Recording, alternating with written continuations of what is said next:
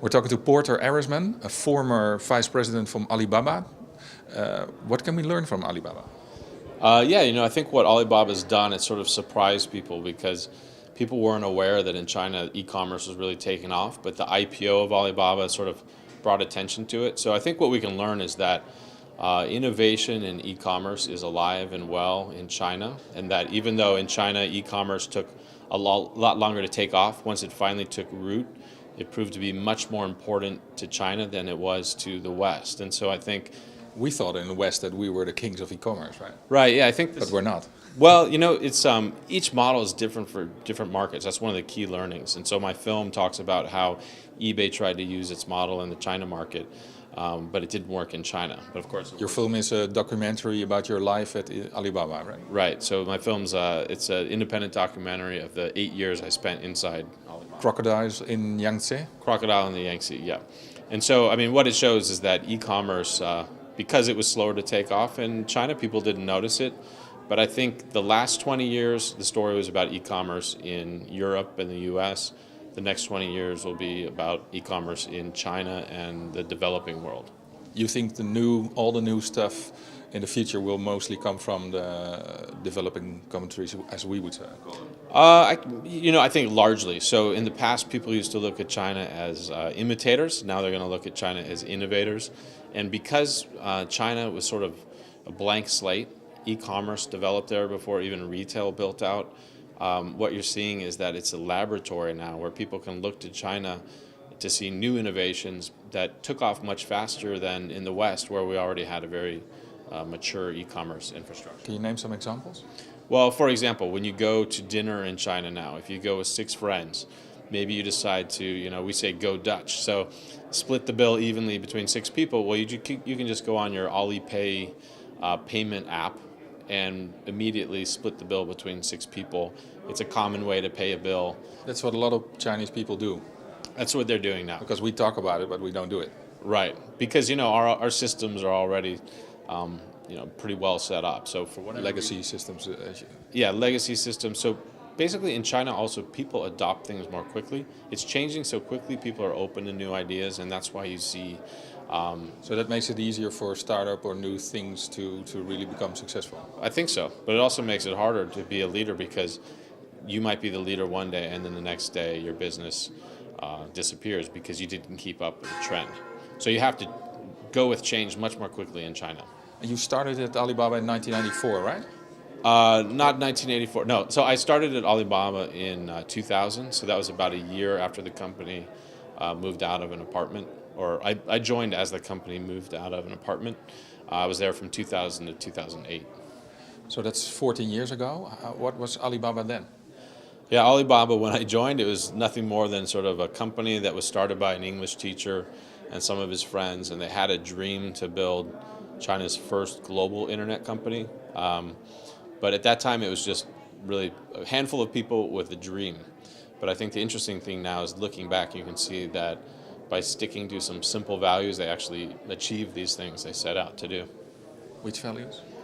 The company made it really important that the values like teach and learn, embrace change, customer first, these were things that were kind of part of the team when they were in an apartment. And then they incorporated that into the management systems, the review systems. And so over time, as the company grew from 17, 18 people to 25,000, they still had this company culture that they had in the apartment. And there's a lot of people now at Alibaba, right? Last I checked, yeah, about 25,000. And what's it like at Alibaba now? Well, since I left the company 6 years ago, I can only speculate, but what I can sense, because I visited the headquarters about a year ago, it just has this energy, enthusiasm, optimism. It's where young people in China go if they want to pursue a dream.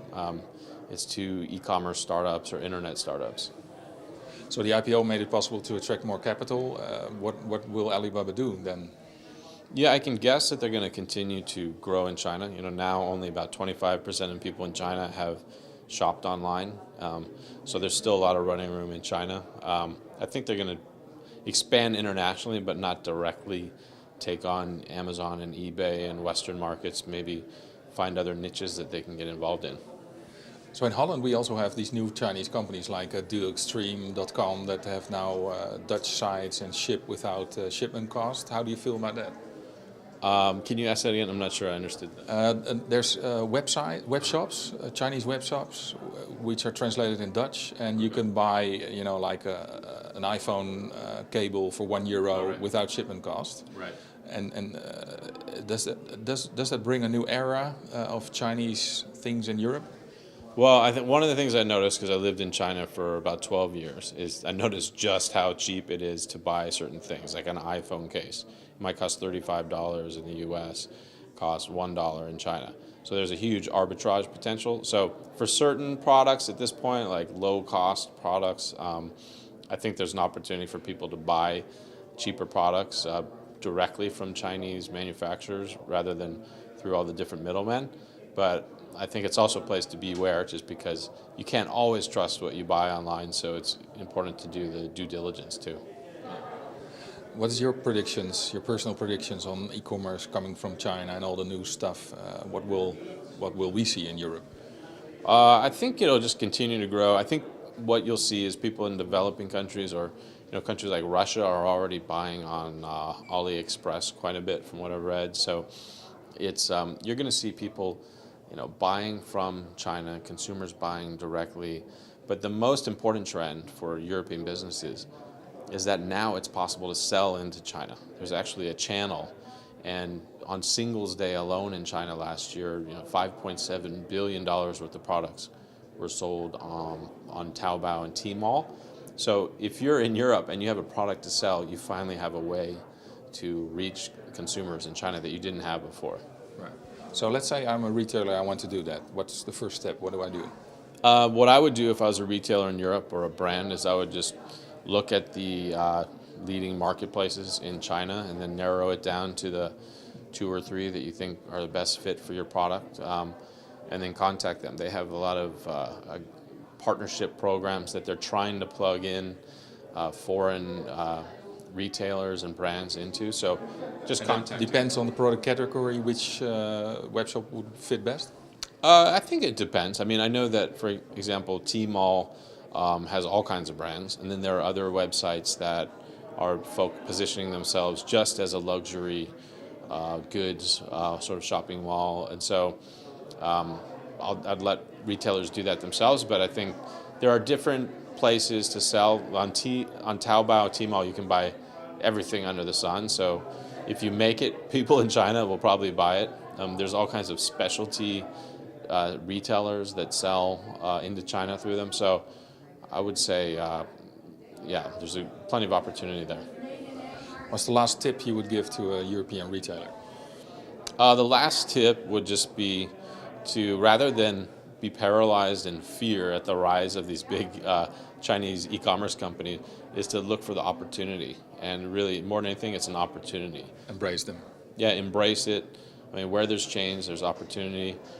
And there are going to be companies in Europe, in the Netherlands, who embrace that early, and they're going to find maybe even a bigger market in China than in their home market.